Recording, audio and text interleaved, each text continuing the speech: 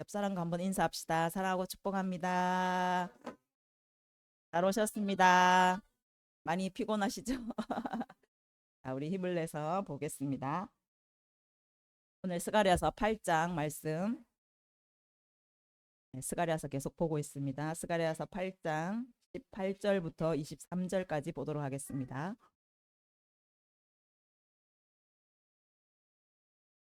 스가랴서 8장 18절부터 23절까지 한 절씩 교대로 교독하도록 하겠습니다. 만군의 여호와의 말씀이 내게 임하여 이르시되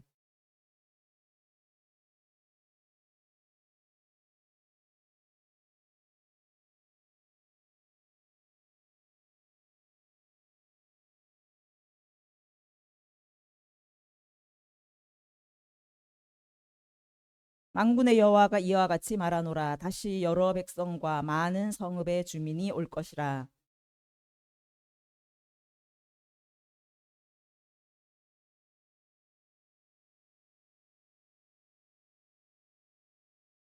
많은 백성과 강대한 나라들이 예루살렘으로 와서 만군의 여호와를 찾고 여호와께 은혜를 구하리라.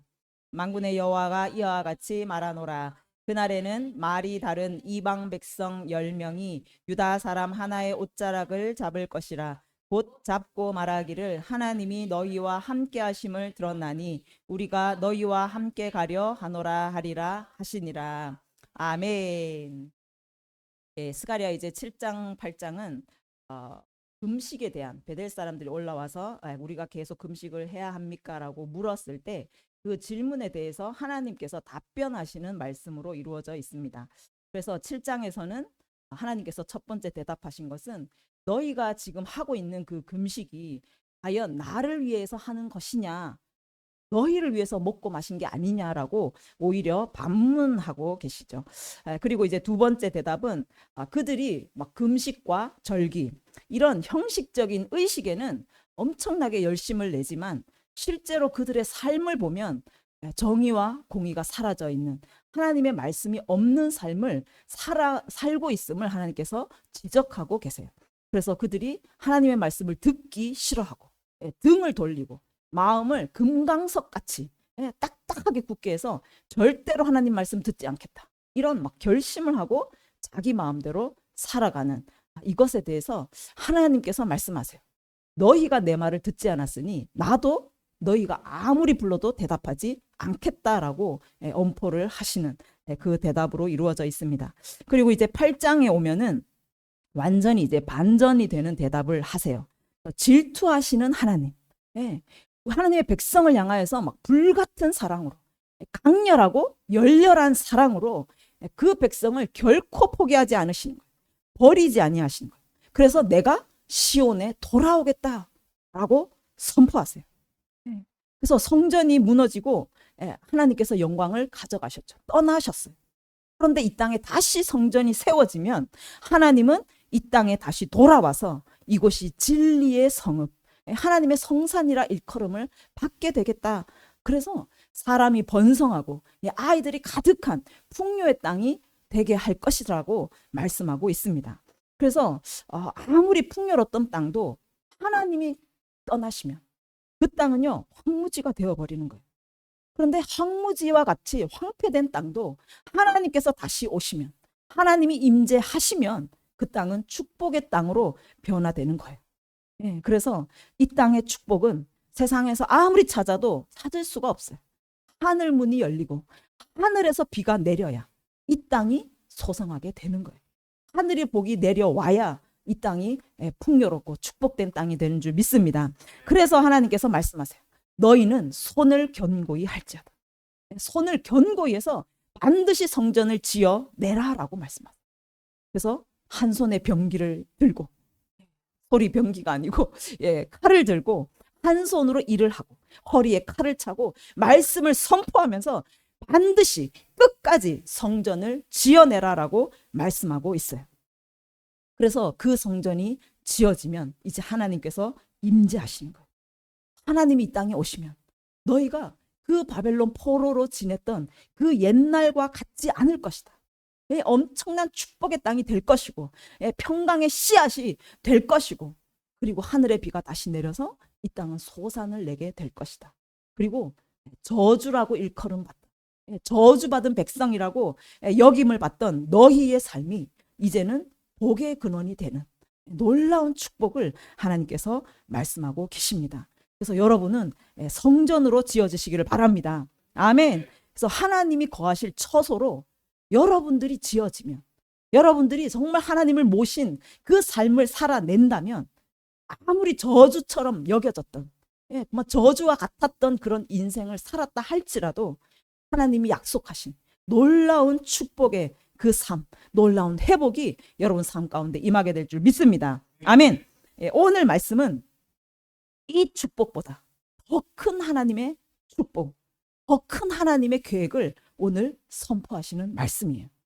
그래서 18장에 보면 하나님께서 다시 대답하여 이르시되, 19절에 넷째 달의 금식, 또 다섯째 달의 금식, 또 일곱째 달의 금식, 열째 달의 금식, 이 모든 금식이 변해서 기쁨과 즐거움과 희락의 절기가 되리니, 하나님께서 그 모든 금식의 절기들을 바꿔서 기쁨과 즐거움과 희락으로 바꿔주시겠다라는 약속을 하고 있습니다. 금식을 그들이 계속 할까요? 라고 7장에서 질문했을 때 이제 이것은 네 번째 대답이 되는 것이죠. 그리고 직접적인 대답이에요. 금식을 할까요? 말까요? 결론은 이제 금식절기를 지키지 말라. 더 이상 금식하지 말라라고 대답하시는 거예요. 19절에 보면 네 번의 금식을 언급하고 있는데, 이 네 번은 다 이스라엘이 패망된 정말 고통의 그 시간들을 기념하는 금식의 절기예요. 그래서 4월에는 예루살렘이 함락된, 그 성이 함락된 날이고, 5월에는 성전이 무너진 날이에요. 그래서 5월에 금식을 하고, 또 7월에는 지난번에 말씀드렸지만 유다 총독으로 세워진 그달랴가 암살이 된, 이스마엘에게 암살이 된 그날이에요. 그리고 10월은 이제 바벨론 군대가 예루살렘을 쳐들어와서 그 성을 포위했었던 10월 10일 날 포위되었던 그 날을 기념해서 이제 금식하는 절기였어요. 그래서 이 금식 절기를 만드는 그 예루살렘의 성의 무너짐, 그리고 성전의 무너짐, 이것이 이스라엘 백성들에게 너무너무 큰 고통이었고 너무너무 큰 아픈 역사였다라는 것을 그들의 이 금식절기를 통해서 우리가 알 수 있습니다. 그런데 이렇게 아프고 이렇게 슬프고 이렇게 충격적인 그 고통의 시간, 그 탄식의 절기들을 이제는 하나님께서 기쁨의 절기, 즐거움과 희락의 절기로 바꾸어 주시겠다라고 지금 약속하고 계신 거예요. 이와 똑같은 예언이 이사야 61장에 가면 있습니다. 1절에 보면 주 여호와의 영이 내게 내리셨으니 이는 여호와께서 내게 기름을 부으사 가난한 자에게 아름다운 소식을 전하게 하려 하심이라. 나를 보내사 마음이 상한 자를 고치고 포로된 자에게 자유를, 갇힌 자에게 노임을 선포하며 여호와의 은혜의 해와 우리 하나님의 보복의 날을 선포하며 모든 슬픈 자를 위로하되, 시온에서 슬퍼하는 자에게 화관을 주어서 그 죄를 대신하고 기쁨의 기름으로 그 슬픔을 대신하고 찬양의 옷으로 그 근심을 대신하시고 그들이 의의 나무 곧 여호와께서 심으신 그 영광을 나타낼 자라 일컬음을 받게 하려 하심이라. 이사야도 동일하게 예언을 합니다. 여호와께서 내게 기름을 부으사, 기름 부음 받은 자가 일어난다라는 예언.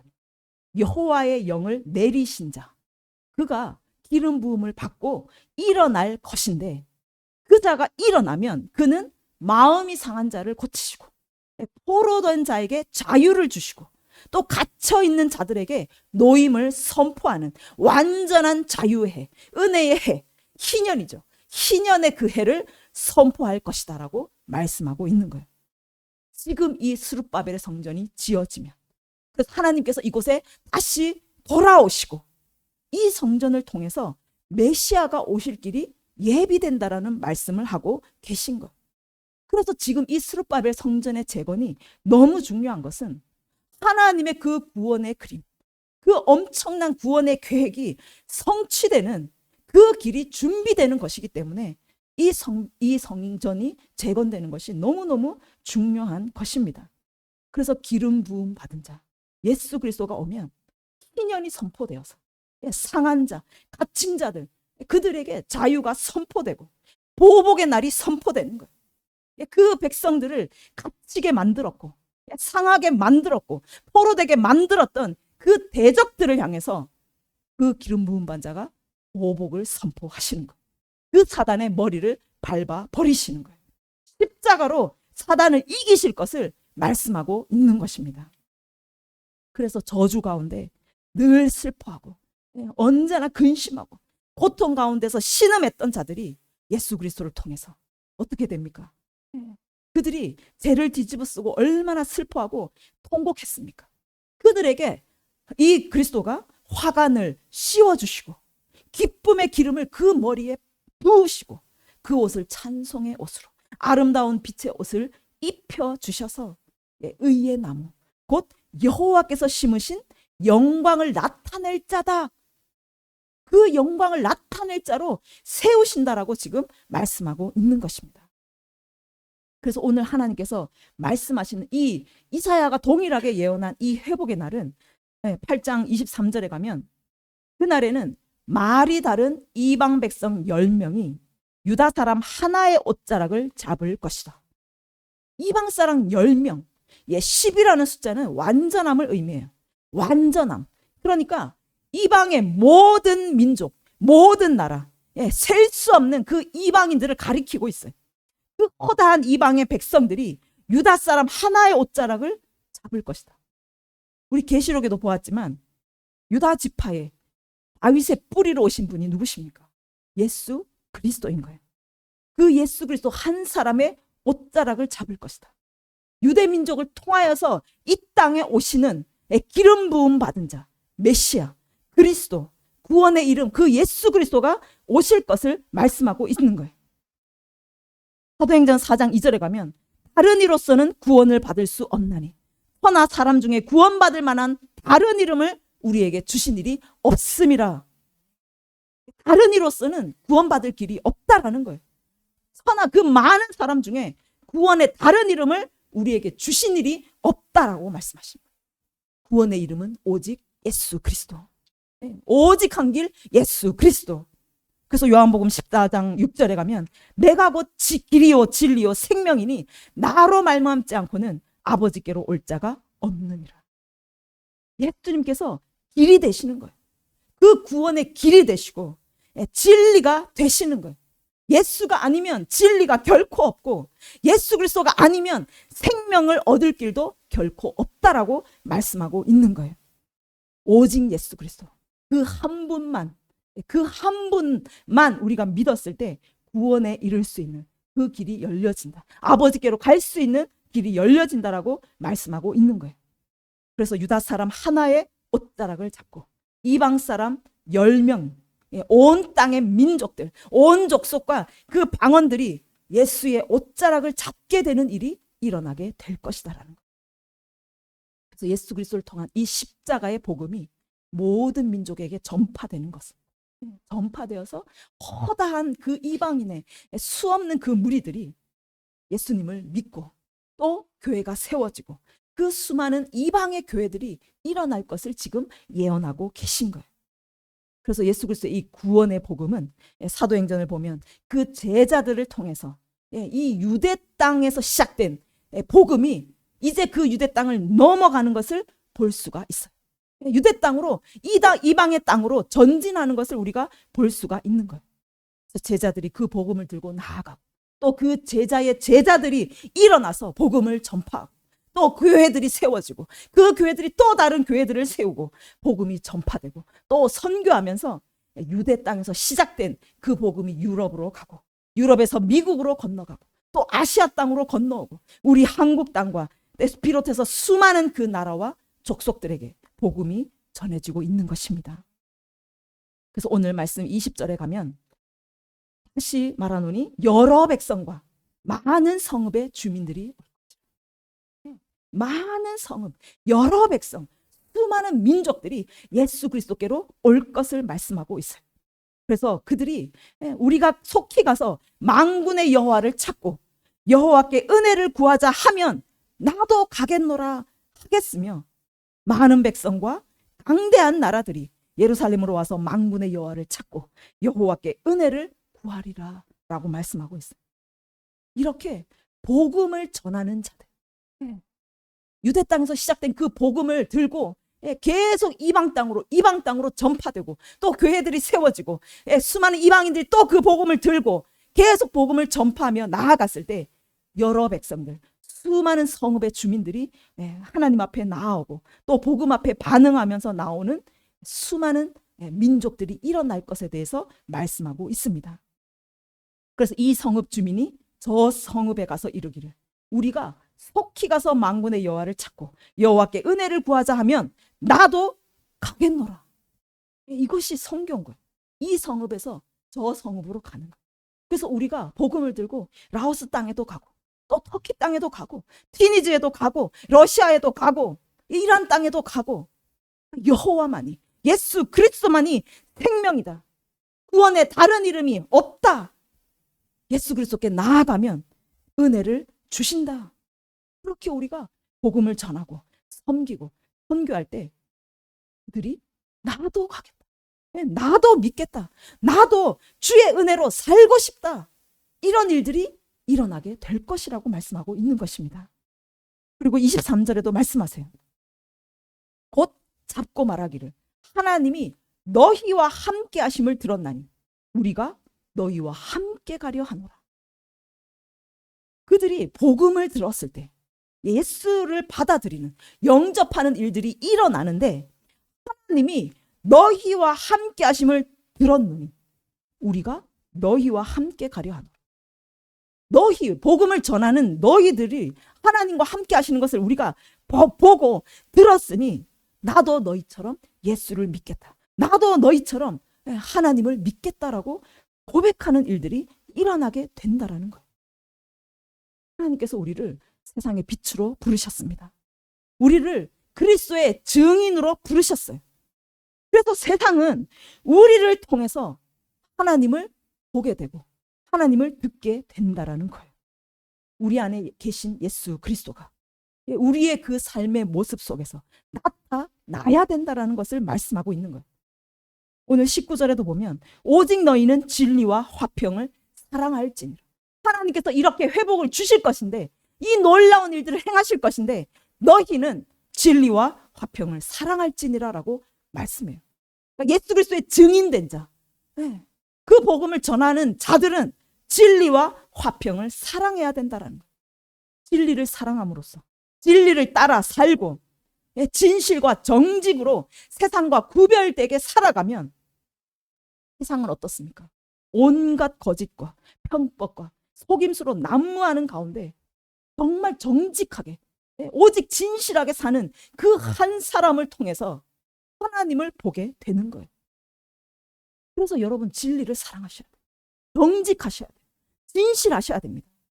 거짓을 꾸미지 마시고 거짓말도 하지 마시고 남을 속이는 거 그런 거 하지 마시고 늘 진리 가운데 사시기를 바랍니다. 아멘. 화평을 사랑하라 라고 말씀하세요. 예수님께서 평화의 왕이시죠. 화평케 하는 자로 오셨고 또 우리를 화평케 하는 자가 되라고 말씀하세요. 피스메이커가 되라고 말씀하고 계세요. 그런데 우리가 그리스도인으로 살면서 오히려 가정의 평화를 깨뜨리는 자가 되고 직장에서 평화를 깨는 사람 보면 그리스도인, 교회 다니는 사람이에요.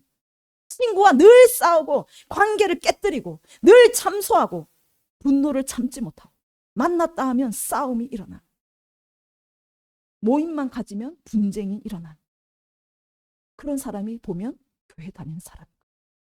화평케 하는 자로 우리를 세우셨는데 우리를 부르셨는데 우리는 화평을 깨는 자로 그렇게 살고 있지는 않은지 여러분 돌아보시기를 바랍니다. 하나님의 형상으로 산다라는 건 형상은요 하나님은 모습이 없으세요. 우리가 하나님의 모습을 닮았다. 그걸 어떻게 증명하겠어요? 하나님의 형상이라는 거는 성품을 말합니다. 하나님은 그 성품이 우리에게서 드러날 때 하나님의 형상으로 살고 있다라고 말하는 거예요. 세상 사람들이 하나님의 형상을 보게 되는 것입니다. 하나님의 성품이 나의 성품이 되어야 되는 거예요. 하나님은 화평케 하는 자예요. 그래서 우리가 가족 안에 있을 때 그 가정을 화평케 하고 하나로 묶어내는 그 사람이 우리가 되기를 원합니다. 친구 관계에서 또 직장에서 내가 좀 희생하고 내가 좀 손해보고 그래서 늘 온유함으로 상대방을 배려하고 그래서 화평케 하는 자, 화목케 하는 자. 그래서 분노가 있고 분쟁이 있는 곳에도 내가 가면 그곳에 평안이 임하고 서로 소통이 임하고 화해가 임하고 화목이 임하고 나와 대화를 하면 상대방이 마음의 위로를 받고 하나님과의 관계가 회복되는 그런 피스메이커로 여러분 서시기를 간절히 원합니다. 아멘. 그래서 빌립이 예수님께 나아가서 아버지를 보여달라고 해요. 그러니까 예수님이 뭐라고 합니까? 나를 본 자는 아버지를 봤는데 또 아버지를 보이려 하느냐 하고 반문을 하세요. 정말 우리를 통해서 세상은 아버지를 만나야 되는 거예요. 세상은 나를 통해서 하나님 아버지를 봐야 되는 거예요. 우리를 통해서 구원의 이름 그 예수 그리스도를 붙잡는 일이 일어나야 한다라는 것입니다. 하나님께서 너희와 함께 하는 걸 내가 봤습니다. 다른 사람이 우리를 볼 때 하나님이 너와 함께 하신 걸 내가 느낀다. 하나님이 너와 함께 하신 걸 내가 보고 있다. 그런 고백이 일어나는 역사가 있기를 간절히 원합니다. 아멘. 그래서 제가 옛날에 이제 라오스 친구들을 교회를 4년을 섬겼는데 교회를 시작하게 된 그 씨앗이 쌩이라는 친구였어요. 그 친구, 이게 라오스 친구들이 한국어를 몰라서 공장에서 막 죽어가고 손가락이 잘리고 막 이런 일들이 너무 많이 일어나는 걸 보고 제가 한국어를 가르치기 시작했어요. 그런데 이 쌩이라는 친구가 한국어를 하나도 못해서 계속 공장에서 혼나는 거예요. 너무너무 위험한 그 야간 일을 하는데. 그래서 제가 제 시간을 다 내서 저녁마다 걔를 개인 과외를 시켰어요. 계속 개인적인 수업을 했어요. 그냥 무료로. 그냥 봉사를 했어요.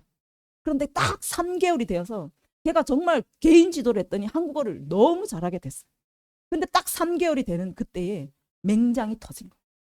맹장이 터져서 병원에 실려갔는데 얘가 혼자서 너무 무서우니까 수술을 거부한 거예요. 동의서를 작성을 안 하는 거예요. 그래서 간호사에게 저에게 전화가 왔어요. 지금 당장 수술하지 않으면 터져서 복막염으로 굉장히 위험해진다. 그래서 제가 쌩에게 말했어요. 지금 수술해야 돼. 안 그러면 죽어. 근데 너무 무섭대. 너무 두려워서 할 수 없대.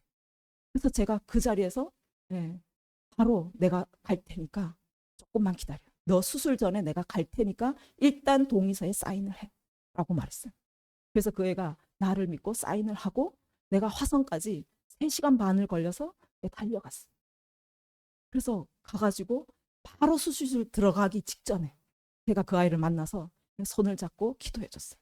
하나님이 너와 함께 하신다. 하나님이 너의 수술을 지켜주실 거야. 라고 그렇게 안심을 시키고 수술실에 들어갔어요.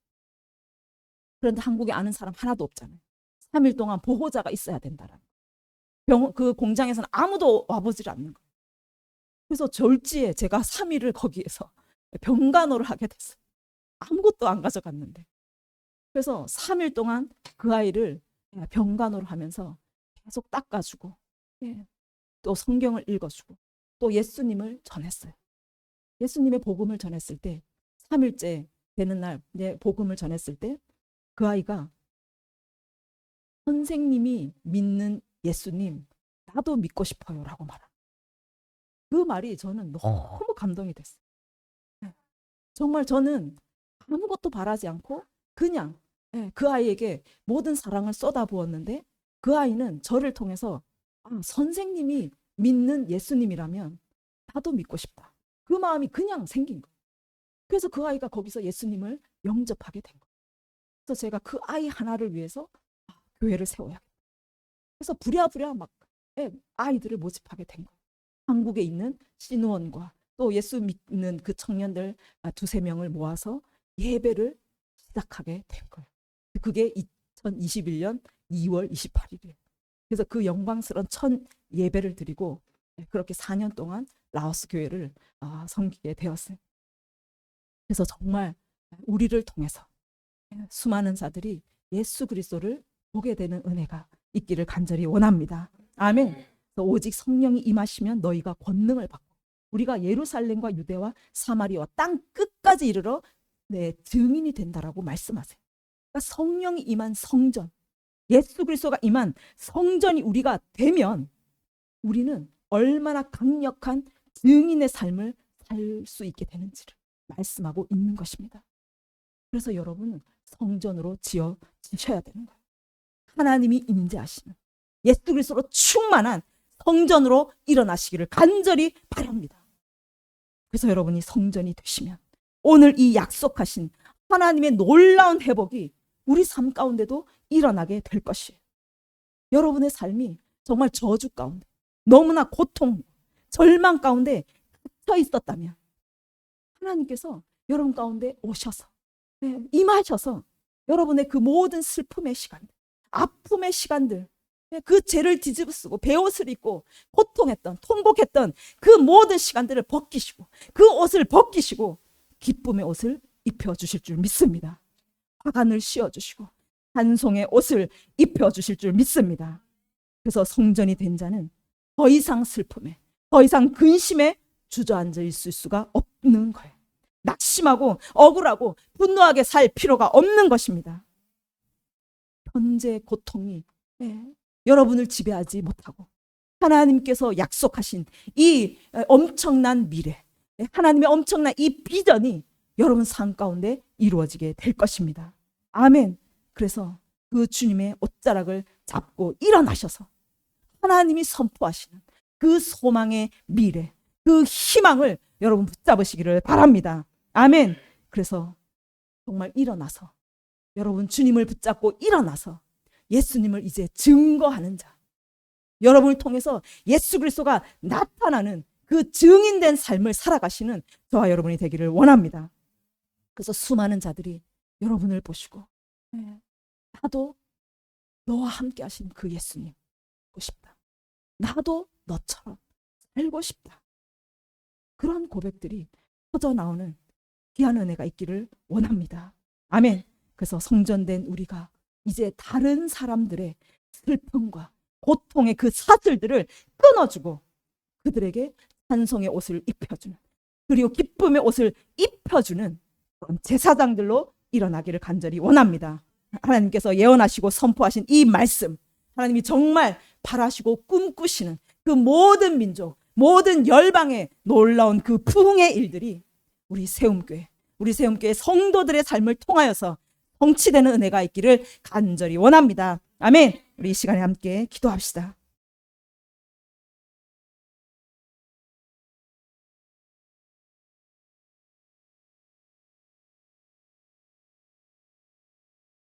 하나님께서 우리에게 희망의 미래, 정말 소망의 미래를 말씀하고 계십니다. 우리가 성전을 지어내면, 우리 안에 예수 그리스도를 담아내는 그 성전으로 여러분이 일어나시면 여러분 가운데 놀라운 회복과 놀라운 은혜가 있게 될 줄 믿습니다. 그래서 여러분 그 성전을 사모하며 지어져 가시기를 바랍니다. 지금 저주의 삶, 지금 고통의 삶이 있다 할지라도 여러분이 더 하나님을 구하며 더 성령을 구하며 나아가면 그 성령의 권능으로 말미암아 여러분은 하나님께서 약속하신 이 모든 은혜를 담아내고 그 모든 은혜를 흘려보내는, 나를 통하여 예수 그리스도를 증거하고 나타내는 자로 주님께서 사용하실 줄 믿습니다. 주님, 우리가 예수님을 붙잡습니다. 주님,